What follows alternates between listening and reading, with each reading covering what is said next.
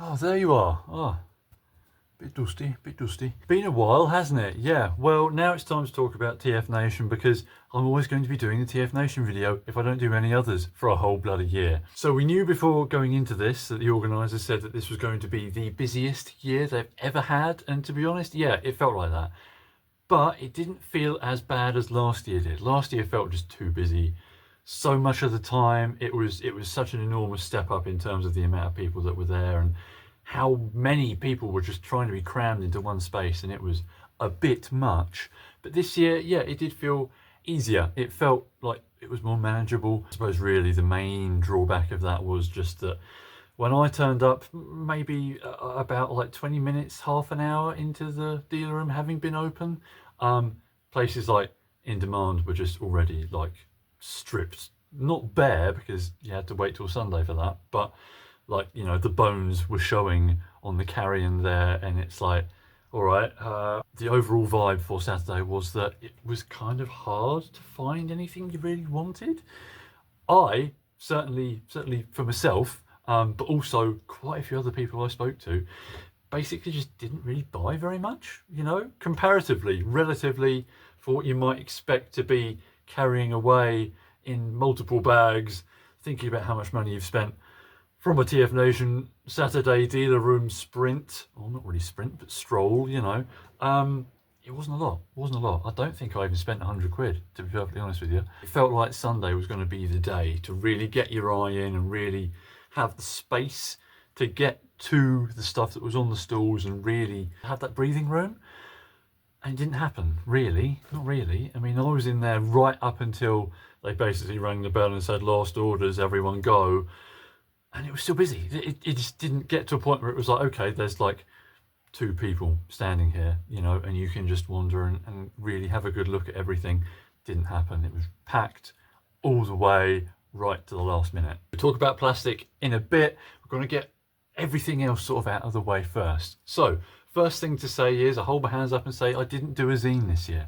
I didn't do a Transformers zine this year. I put together a Bionicle one that I gave to some of my mates and a couple of people that were interested, because every year on the 10th of August, because in American dates that makes 810, which looks like bio, we call that Bionicle Day, and that was the Sunday at TFN, so I thought, yeah, I'll do that then. That was just stuff I've been putting together for a couple of years now is when I started drawing bits for that. But anyway, I didn't do a Transformers one.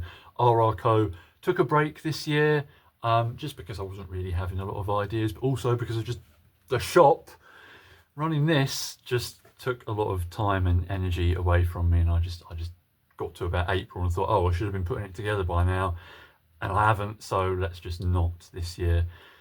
And yeah, that's it. That's, you know, it's not even an excuse. That's literally the truth. It was just like, yeah, I don't feel like it's in me. And to be honest, I'm surprised I didn't get more people asking me for the zine, assuming that I had done one. You know, I was fully ready to be thinking, oh, I'm going to be getting so many people come to me, and I'm going to be constantly saying, no, sorry, I haven't done one this year.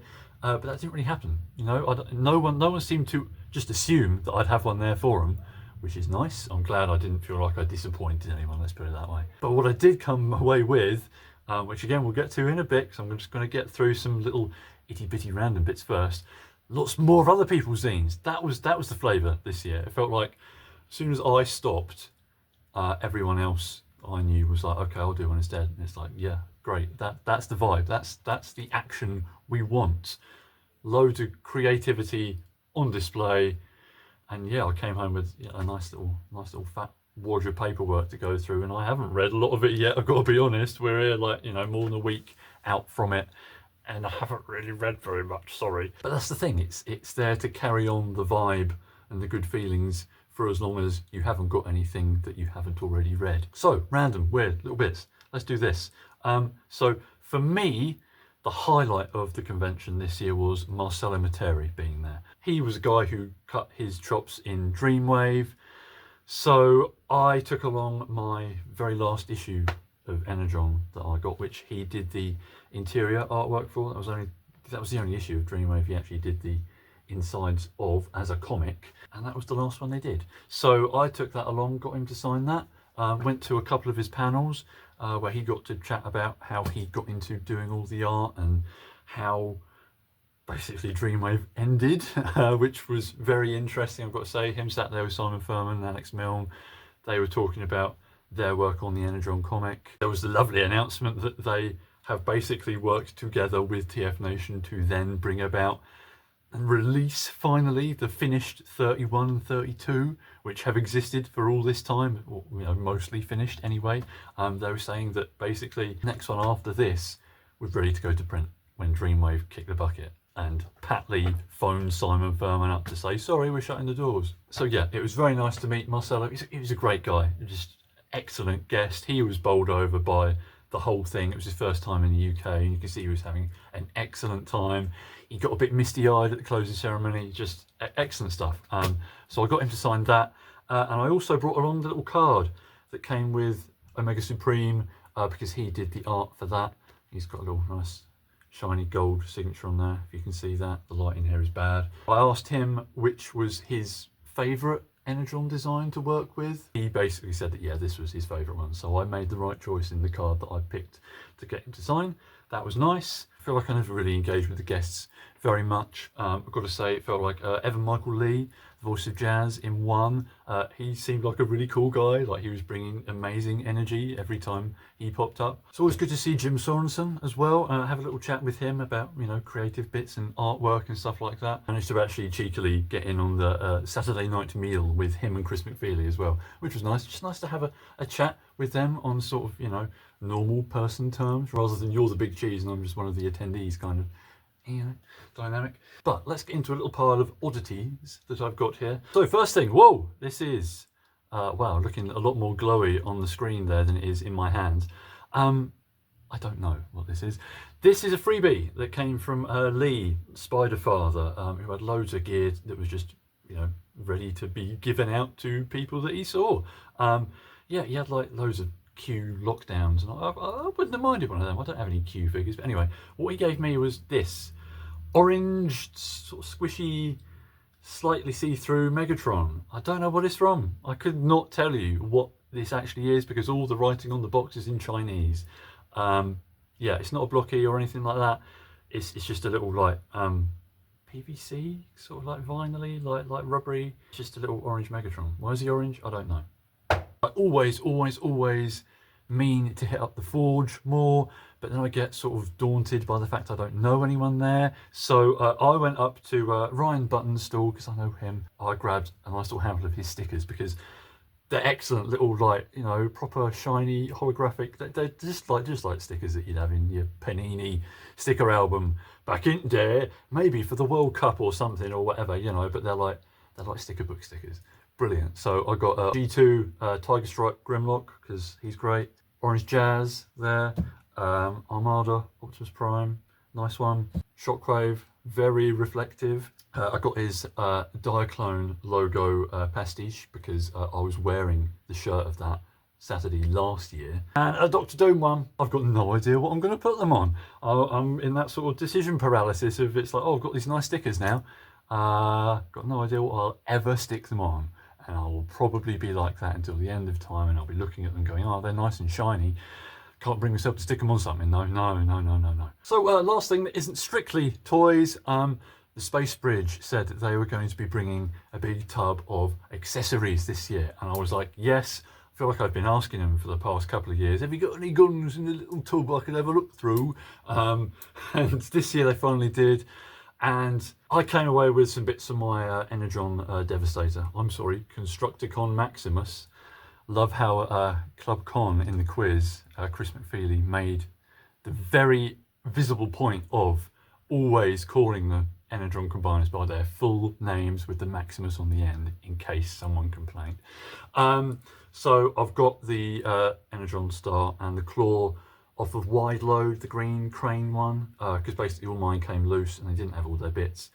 I did see on the Space Bridge actually he had the full set sealed for 80 quid, and I was like, do I just buy them all again sealed and then it's there, everything's there? But I thought, no, that's silly. He might just have the 2 bits I need in his tub, and he did, and that was a £5. So boosh, there we go, saved myself 75 quid there, didn't I? Whether or not though this is the strictly correct claw for Wide Load, I'm not entirely sure, because it's got a little like sort of bluish bit in there. It might have actually be dust storms, the other crane one, but like really, what does it matter, you know? Leaves me with only needing the kind of, you know, like foot, hand, gun thing for blackout, and then all of my energon combiners are complete. And that's it for the sort of sundry items. There we go, that's better. So let's talk about the lovely zines that I was given from all the creative people that I'm not going to say I've inspired because it's totally off their own back. It's nothing to do with me. First up, Tales of the 13 from R. James, who goes by Jerdley online. You may not know him. He's relatively new to the whole scene. Basically, I think what happened was he came to his first TFN last year, and I gave him a copy of the R Archive one from last year, and he loved it so much and he was rather inspired. So he only went and wrote a whole little book of stories to make his own little Age of the Primes fiction, because obviously we don't get fiction anymore for toy lines. So yeah, this is great.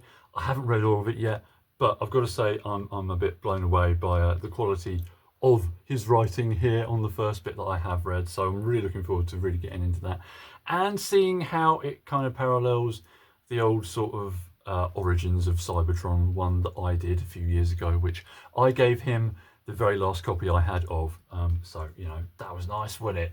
Well done, James. Nice stuff. I feel like we've only known him a couple of years, but he's already kind of become an integral part of the crew, so that's nice, isn't it? Next, we've got a couple of bits from our Wads, the Wadapan. So we've got a little novella that he's written, which is basically Ice Road Truckers meets Transformers, and I'm told it doesn't matter if you've never seen Ice Road Truckers, because I never have.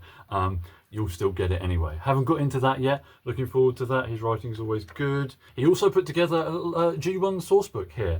Basically, when new Generations figures come out, I go and get different books out and look at, you know, box art and pictures of the old toys and profile art, and I like to compare all of that with what you see on a new figure to be able to see, okay, that detail comes from there and we're evoking this with that. But I realised that, yeah, I'm getting out lots of different books every time I want to do this.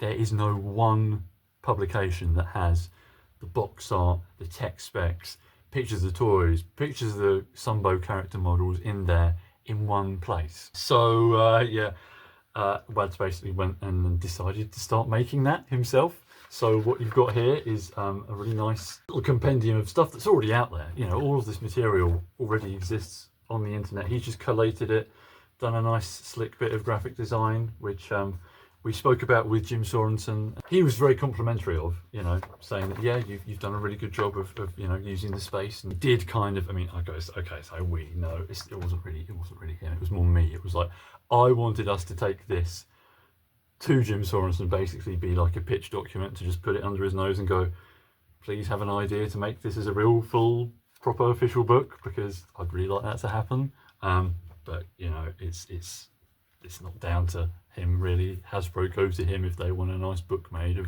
the artwork that he's got all around his house. But anyway, it's out there in the world that there are people that would like a thing like this, and at least we've kind of done a proof of concept here.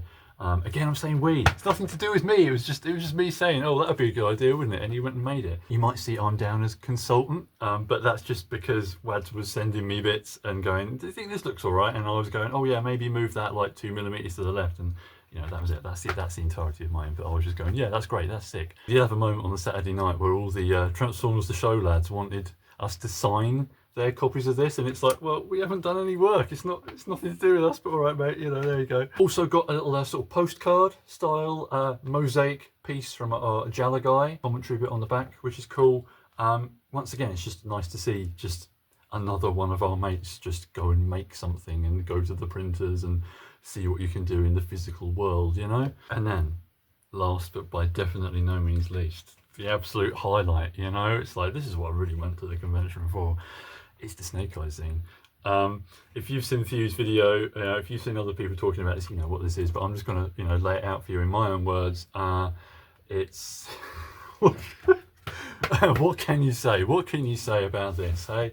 It's just an in-joke, just given flesh. So last year at TFN, Erica and Ella just had a little notepad, and it was like, oh, let's get everyone to draw silly Snake Eyes with this stupid rubber mouth on his mask in there, because it's just a hilarious image. And Yeah, so basically there's a whole collection of loads of people, including actual professional, artists. You've got Jack Lawrence and James Roberts doing stuff in here. You've got a Nick Roche one in here, along with me. There's mine. Just happened to come up on the page that mine is on. That's my one.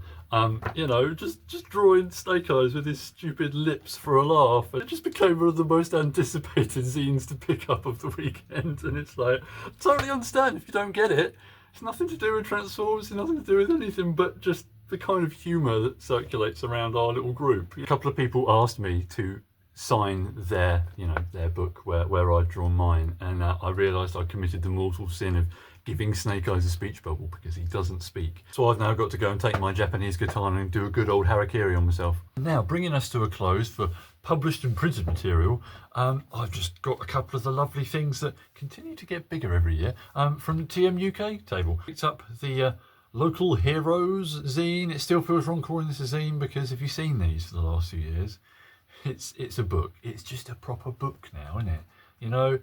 Full colour, properly bound, gorgeous thing full of loads and loads of people's work that is of such a high standard now every year that it's like, well, I gotta go and buy it, don't I? And especially when it's for charity. Did you see how much money Toy Foo raised this year? Did you see their lifetime total that they announced? Like, come on. Incredible work. But yeah, I've yet to really get my teeth into this either. But, again, that's another one of those things where it's like, especially when it's this big, it just really lasts you for a good while after the convention, So that's nice. I'm looking forward to, reading and looking at all the mental stuff that always gets put in one of these. So nice. But that wasn't all, because I've gone and got a whole bloody graphic novel here. The Thunderclash team here have been going for a couple of years now. I got their first one. I managed to miss their second one. I haven't actually got a print copy of that.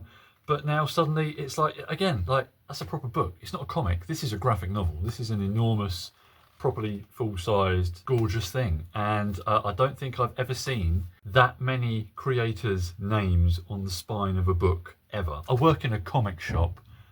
I've never seen anything like that. This is mad. Suffice to say, this is an absolute who's who of both fan and professional artists in here. And I mean, look, they've got a bloody Don Figueroa cover.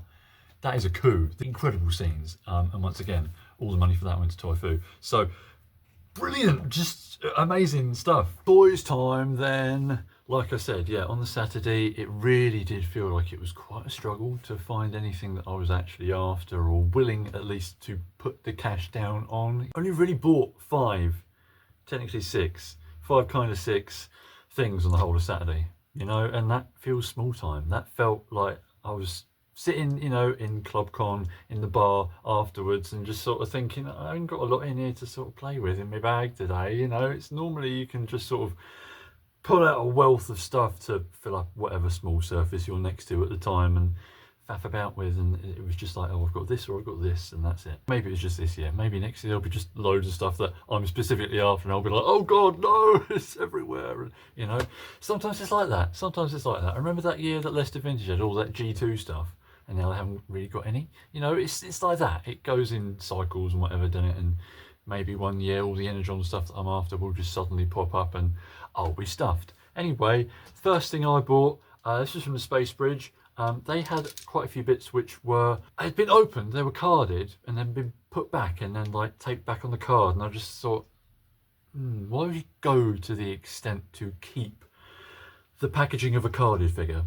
Whatever, people do what they do, don't they? I don't have to understand it. I just have to buy it and then chuck away those bits that they've kept for 20 years for no real reason. So this is the Beast Machine's tank drone, which was at the time lauded as the more accurate Tankor toy, because the big, actually really cool Tankor, which is probably my favourite Beast Machines toy, looked nothing like he did in the show. And I don't have a problem with that. It's a really cool toy.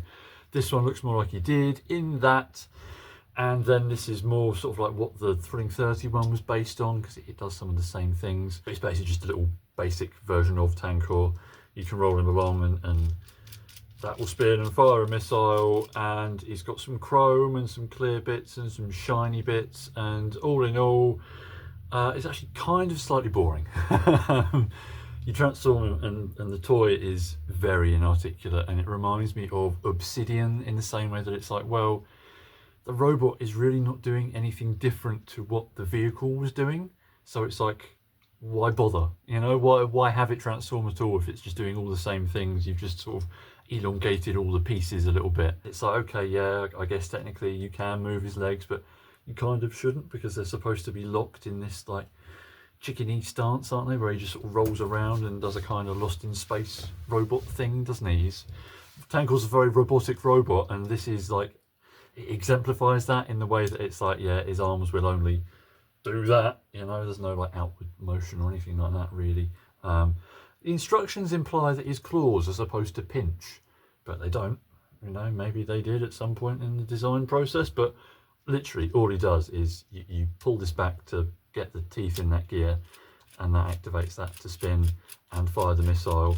And you've got like a little bit of detail in the sort of like drum in there that looks like something going round, and that's kind of it. He's one of those guys that sort of feels like he's got a bit more detail on surfaces that you're not supposed to see as well. So yeah, it's just a bit of an odd toy, you know, not really bad, but not really that great either. Same trip to the space bridge, I also picked up basically something that I picked up last year, which was also something that I'd already got. So this is like my third Spy Changer hotshot, only this time this one is the see-through one. I don't know if you can see, like he's all like smoky black plastic, and I mean normal Spy Changer hotshot has see-through guts anyway, but this one is like, you know, even more translucent. And I didn't know that was a thing. I just saw him there. He was carded, you know, one of the ones where it's just him on a card, and you actually got like a full bio and everything on the back as well. And I thought, oh, that's cool, that's interesting. And I did not know this was a thing, that they did see-through translucent ones. I know you've got like completely colourless clear ones in Japan. I'm never going to see one of them, am I? I don't know. I don't feel like I'm going to, but people over here have got ones of those. But yeah, this is just, it's all the same colours. They've just rendered those colours in translucent plastic. That's like, you know, my second Spy Changer hotshot in 2 years. And my third one that I've ever bought, because I did have another one that was loose. I did actually buy from a TFN, actually thinking about it, and then got rid of because I'd got a nice carded fresh one. What am I doing? Now we swoop on over to Toy Fu, and oh boy, this was the moment. This was the moment for me. This was the absolute highlight. This is something I've been looking for forever. Every single convention that I've ever been to, I've never seen one of these. And Toy Fu just had it sat there, sealed, for not a ludicrous price. I mean, I would have paid a slightly ludicrous price for this, because this is me. But I came away with a brand flipping new Armada Air Razor and Night Scream for 45 quid, and it was just like it wasn't overly busy at this point that I was stood there and saw this. If it had been, there would have been a ruckus. I was just stood there and I was like, oh, they got some Armada bits. They've got a stack of carded bits here. What we got? Is there a chance? Is there a possible chance that one of the like 4 carded figures that I still need to get is there? And underneath like a Powerlink hotshot and other stuff was her, and I was like, I literally stopped and just looked around. I was like, for real? Like for real? And I just took it into my arms. It was like, no one else is having this. I've got to say, she's not one of the more kind of interesting looking ones, is she? Because it's kind of, it feels a bit like a cop-out to have both the Minicon and her the same primary plastic colour, dark purple. You know, it's a little bit drab, isn't it? But anyway, Night Scream is a repaint of, get it right, Oval, one of the sort of realistic car looking ones that's actually quite involved and posable for a Minicon. All you can do with him is stick him on there, lopsided on a wing. There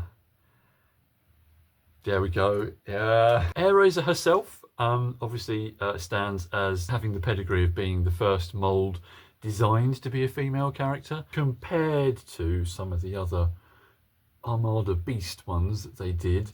I feel like she's probably just the sort of darkest and drabbest and will not stand out that much on a shelf, you know. But the paint apps that you have got, like on her chest, on her face, it's all really nice stuff, you know, of the time. You've got these big turbines on there. You've got the kind of pontoons for the funny sort of seaplane bird mode that she does. But I think the main talking point with this toy, which is unique to this one, which you won't find on the Beast Wars versions, is you lift up the tail feathers on her back, and I suppose where the rub sign would have been on the Beast Wars ones, they've sculpted a Decepticon badge. But like, no, she's an Autobot on the box. Is this the intention for the toy? Because obviously you had 3 Autobots and 1 Decepticon in the Beast Wars deluxe ones that they did in Armada, and it's like, well, if they made her a Decepticon as well, which would have matched her colours, then it would have been sort of even teams, wouldn't it, if you forget about Predacon. So was that the intention, and then the packaging and all that is wrong? No, apparently when people asked Aaron Archer about this nearer the time, I'm not going to say at the time, because I don't think anyone asked him at the time, I think it was just like 2008 or something that he actually chimed in on this. He said, no, that was a mistake at the factory or something. It's just an error. It's not supposed to be there. That wasn't on any of their plans or documents or design sheets or anything. Somehow, she just ended up with a sculpted Decepticon badge on there.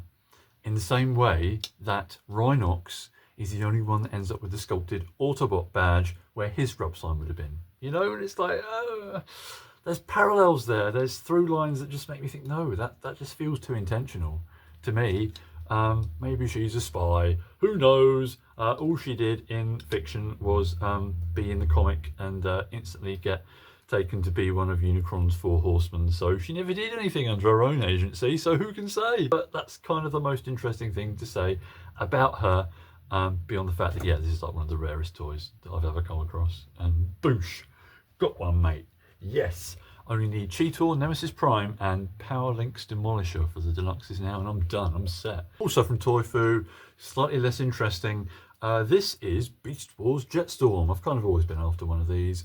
It's one that I knew about from back in the day, from looking at the little product catalogues, where it would have his Italian name on there, so I can tell you that actually his full moniker is Jetstorm Libellula, because I always read those little things as if that was their surname. You know, like Razorclaw Grantius, that's his full name, you know? I didn't realise that was, his name was Razorclaw, and then Grantius was the alternate European name, you know? I thought that was his full name. Anyway, yeah, he's a Dragonfly, he's a deluxe one.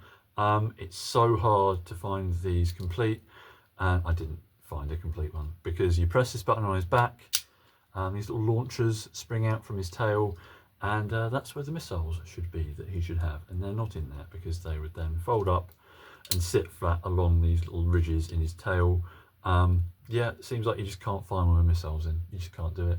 And he's never been repainted. He's never been re-released unless you want to get the Beast Wars like second Ton bot. It was a bit like, oh, I was a little bit disappointed when I took him away and realised he wasn't all there, because I thought maybe the missiles were stuck somewhere else, because I didn't know how he worked, and also he's just sort of a bit dusty. So yeah, he's not perf, he's not on the perf scale, but you know, it's so hard to come across these, and I've never seen a carded one, and you don't see ones on eBay that have got all the bits, because there'll be wings missing or whatever. So for 10 quid, good enough. Big Dragonfly bloke, I'm glad to have him. Let's be honest, if you said Beast Jetstorm, you'd be thinking about Beast Machines, wouldn't you? The jet guy who actually did things in a cartoon and whatever.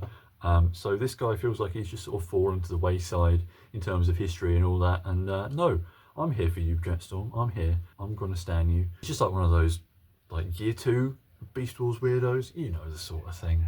Just another one of them, you know. But how many things turn into a Dragonfly? I feel like you could make a case for like his Cybertronian mode being like a backwards X-Wing, you know. Anyway, yeah, so his whole deal is doing things in this mode, which feels a bit weird, because like the whole launcher thing doesn't really do anything in robot mode, because they just sort of stick up from his hips, just like straight up or whatever. And the whole thing with his tail and everything here is that you stick him in some water, because it's the 90s. It's the 90s. You're gonna have a water squirting gimmick in there somewhere. You stick his gob in some water, and then you pull the thing, and he'll sort of just like spit at things. Dragonflies do that. Do they? But it works as robot mode as well. And basically all the bio that he has, not that there's much of it, is just that he just spews foul things out of his mouth all the time. That's his whole deal. So the fifth and final thing to cover for the Saturday that I got, you know, there've been years where I've bought like 10 or 15 things on a Saturday, you know. It's Legacy Inferno. I slept on this for a good long time. It's been on my sort of list since it came out, and it's just been like, I've just not really been that fussed to go and buy it because I'm not really much of a fan of the modern Beast updates. You know, the stuff we have from Kingdom and all the ones since are a bit like, okay, the Beast modes are nice and they're a bit more articulated, but you've drained all the fun of Beast Wars out of them. You know, the kind of gimmicky, toyetic, slightly weird and wonky look that they had is gone.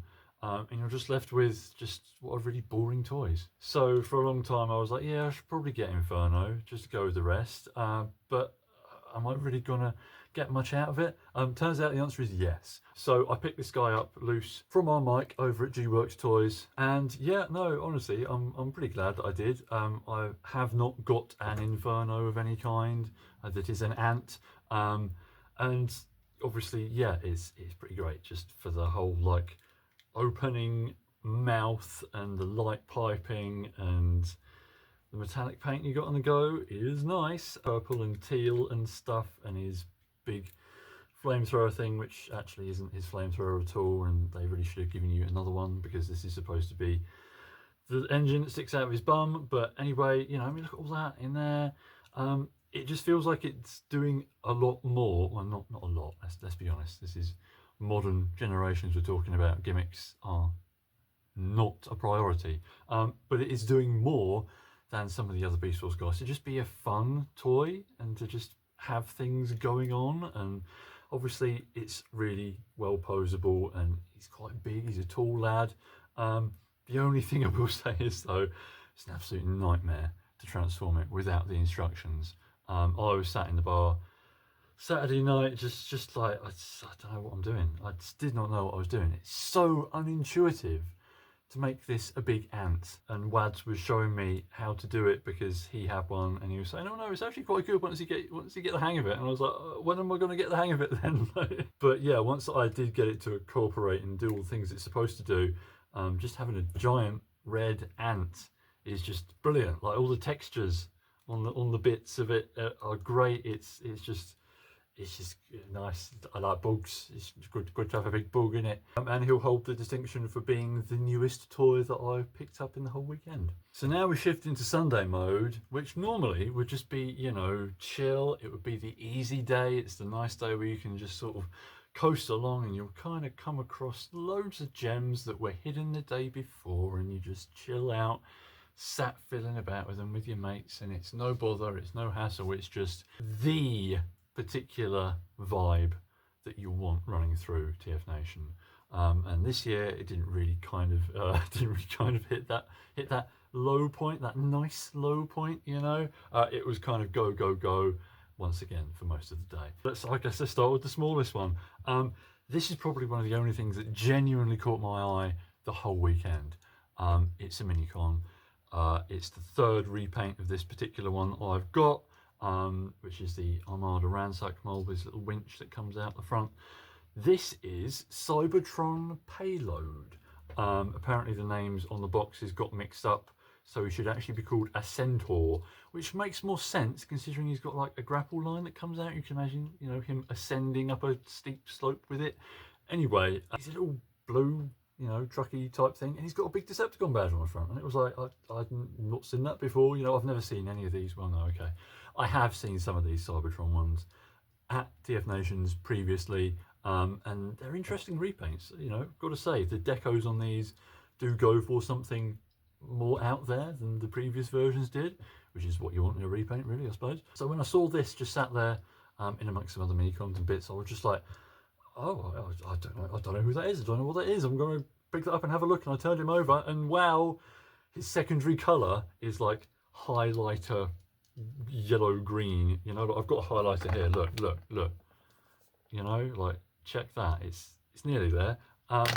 Like, wow, what a colour combo that is. It's great. I was just like, oh, all right, yeah, no, I'm having him. Whoosh, like, this is one of the best pickups I had the whole weekend, actually.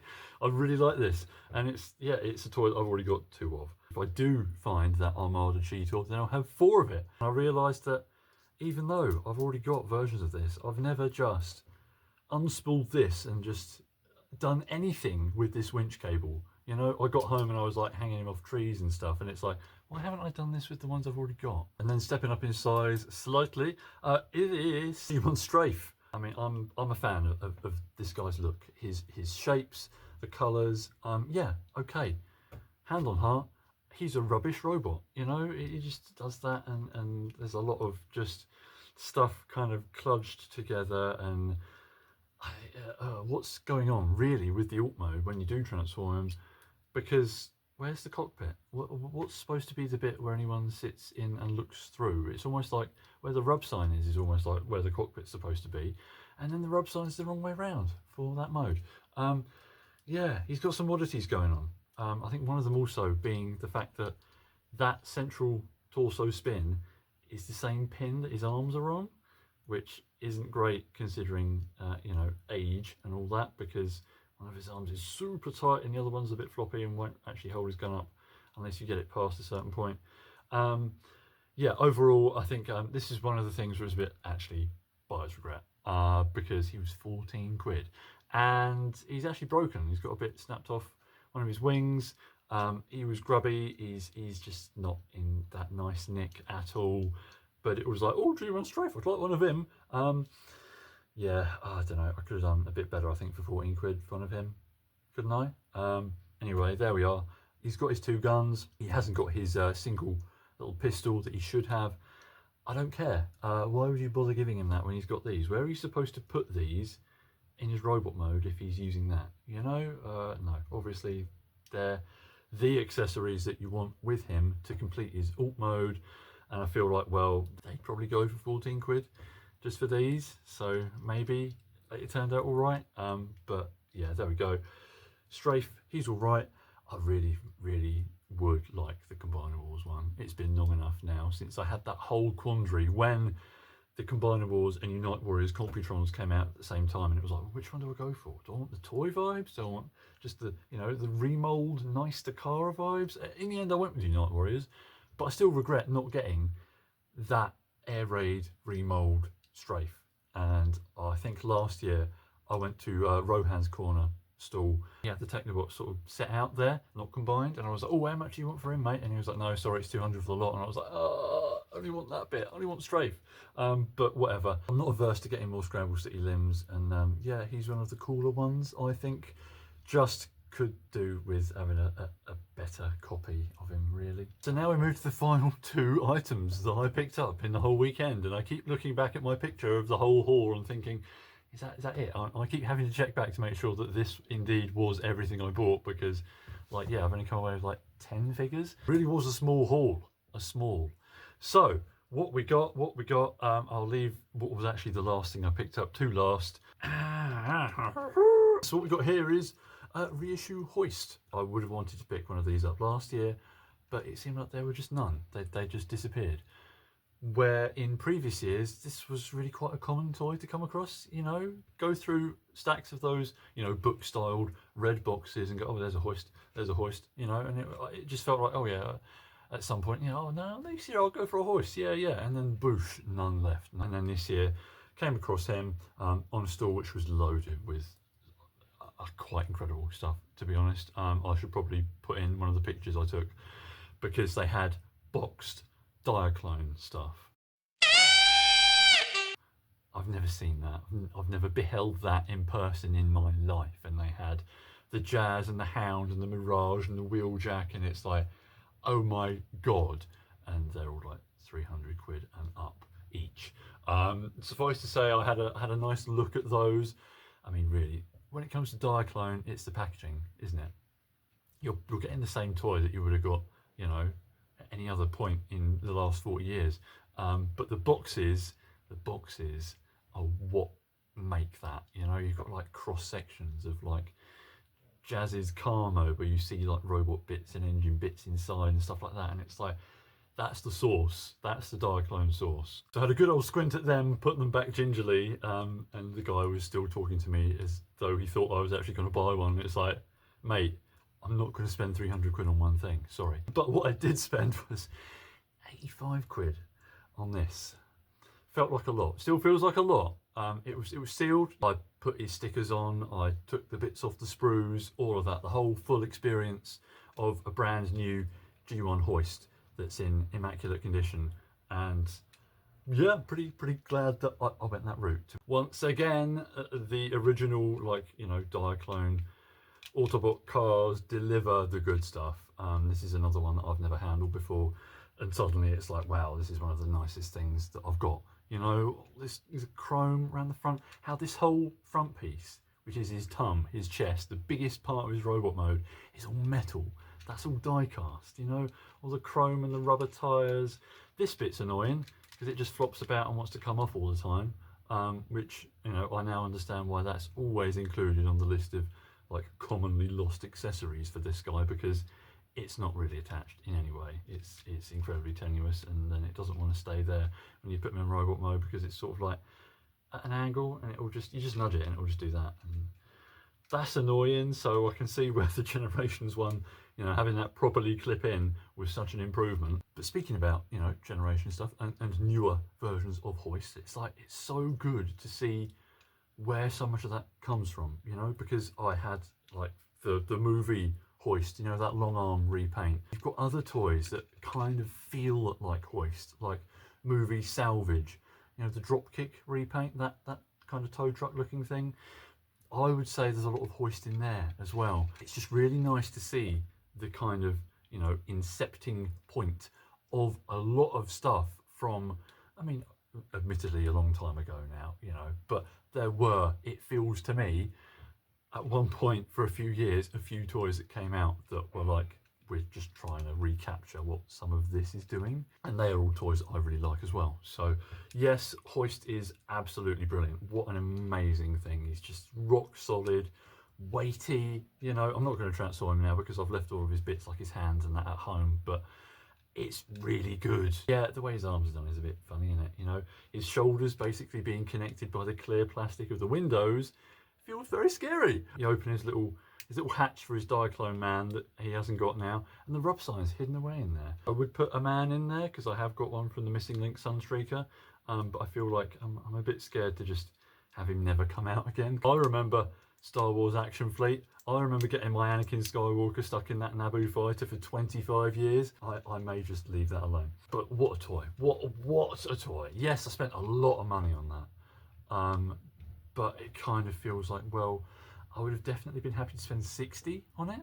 And it's like stretching that extra 25 quid because it's sealed, because this is actually now like the best way to get a G1 hoist if you don't want to go and buy an actual like boxed G1 hoist. This is the only reissue beyond the Encore, which uses different colours for his eyes, and like, yes, it makes all of this a tampograph. It's not a sticker anymore, you know, everything's printed on him, but you don't get the white stripe around there, and he has blue eyes, and that's wrong. Sorry, no, he has to have yellow eyes. This was the only option. Hoist is an all-timer.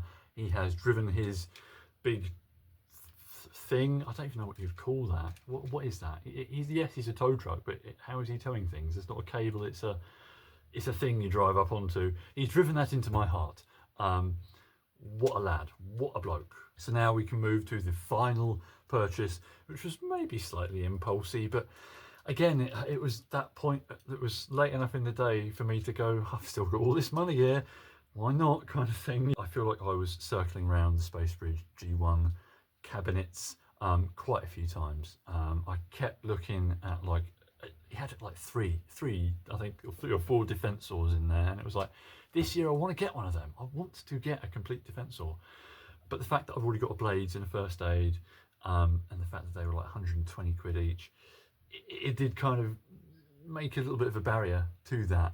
But I think next year it's just going to have to happen. It's just going to have to happen. I'm just going to go and get one because I know what Hotspot is like. That's a really cool set of toys. I'd like to just have the whole thing at once and hang the consequences of already having slightly knackered blades and first aid at home. But something else I did spy in there with them was a ransack. And it's like, I like the Insecticons. I'm a deluxe Insecticon fan. I'm really glad that we've somehow managed to get Generations updates of all of those, and they're really good. So I saw that and it was like, I'm going to spend some money on another bug here. But I pulled him out and he was a bit floppy, and he was like missing his gun, and it was just a bit like, I don't know, because one of his wings was obviously stressed, because you can see where they don't sit flat. So if you put any pressure on them, you're just going to bend them and stuff. And it's like, I was a bit like, I don't know. Because I was showing interest in that, it was like, I've got this one as well. And it's like, you bloody pulled out a chop shop that I just didn't see that in there at all. If I'd seen him, I would have gone straight to this, because yes, I know, I suppose with Ransack as well, actually, I know he can't do anything. His articulation in robot mode is meaningless. He can just do that. So he can't aim his gun at anyone, unless you're sticking his arm there and imagining that he's doing that. It's stupid, isn't it? And what's he going to do with his silly little fork? But he's got his fork, he's got his silly fork, he's got his silly gun that he can't use. I suppose, yeah, his legs kind of want to do that. They don't really want to move. He's got knees. Yippee. But the thing is, it was like handling this and Ransack, it was like I hadn't realised that, like, for the bug modes, their legs are all on ball joints. This is 1985 we're talking about, and they've got fully articulated bug legs. Takatoku was on a different tack to Takara, where Diaclone was giving you like meaningful robot articulation to point guns and do cool, like real world kind of styling. They were out there doing mental space robo creatures and somehow making like really cool engineering work in those in a way that Takara never did, because like his arms, they slide out at like the bicep and his hands. Everything kind of collapses and shrinks in on sliding and accordion type joints. He hides more bug legs in his robot legs that will come out, and it all just feels really nice with all these kind of movements and motions that we don't get anymore, and we're never going to get again, are we? Sliding joints are out. We're never going to see them again. It's too costly. Stuff jams. There are valid engineering arguments against doing this kind of thing in 2020X, but it's bloody cool. He's got die cast in there. Actually, I think most of that chest piece, not just around the pelvic area, is die cast. His legs will do this. They extend. They sort of slide out for some reason. Most things you'll see, just leave him like that. I mean, that's what you need to do to transform him. As far as I can tell, I don't feel like you have to do that and then transform him, because it's putting his legs further apart and you want to put them together for the bug mode. I feel like that's supposed to be like a step for the robot mode, but the instructions don't mention that at all. I have looked them up. So, that's something that feels like a Takatoku kind of design staple. That's something that you wouldn't see Takara do. It's like Stag Beetle's flipping great, but once you explode that and turn it into this, it's just got loads of stuff just hanging off over the place, and it's like, have we finished? Have we really got there? Shouldn't these bits like go round the backs of his legs? No, they just sort of flap there. You want them there like that. Legs all over the place. I mean, yes, of course you can move them. I'm going to do that. I'm allowed to. He belongs to me. If I break it, that's down to me. But it's just kind of like, yes, this man is just an exploded stag beetle, and that's kind of all you get. Quite honestly, that's the peak of male performance, isn't it? Is he the best one? I would say Venom is probably the best one, actually. If you showed me a Venom, I'd bite your hand off for that. So, already know I'm going mad, mental mad time for that Age of the Primes one that's coming. Wowie, like properly bespoke mold just for Venom, just for that guy, orange silly cicada man with a little tiny axe. Yeah, I'm there. But Chop Shop, yeah, he's just cool in a way that really isn't really very cool, because he really can't do anything. But the transformation is nice. The Stag Beetle mode is just amazing, and I don't think has ever really been bettered. Obviously we've had a few Chop Shops, and there's obviously within the ranks of the Hasbro designers people that do really appreciate like the Bandai style ones that were in G1. You can look back at stuff that John Warden did, when he was doing like 330, like Jetfire and Roadbuster and Whirl, and there's stuff in there that's just like, yeah, you can see what they were drawing on and what they appreciated about these that were different from all the others, like how all the decals are kind of actually clear and have a little sort of outline of stuff instead of just being a foily thing. There were different aesthetics at play, and it's cool when they turn up and get referenced in things like Age of the Prime's Venins, some of his paint apps that look like some of these sort of decals that he would have had on there. It's good stuff. Because I think it's fair to say that, you know, guys like this have a particular kind of 80s mecha energy that the Diaclone and Micro Change ones don't. You know, there's a little bit more of that kind of roundy, spacey sci-fi look to them.